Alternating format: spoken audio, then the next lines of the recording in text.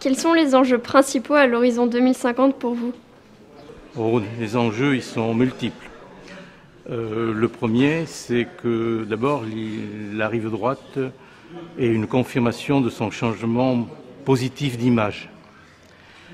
Mais l'autre enjeu, au-delà de la mise en valeur de son paysage, de son attrait et du fleuve, qui est aussi une des composantes, il y a évidemment résoudre le problème de la mobilité.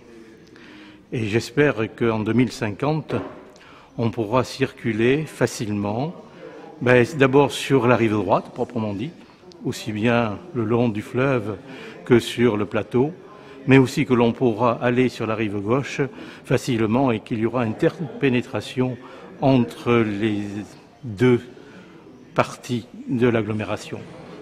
Comment imaginez-vous la grande rive droite en 2050?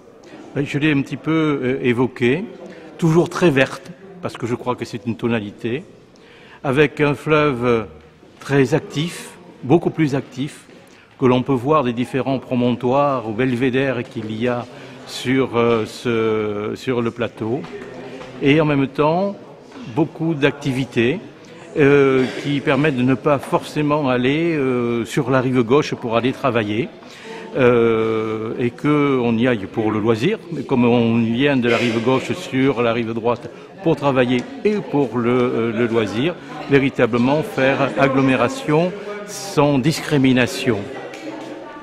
Comment sera votre commune en 2050?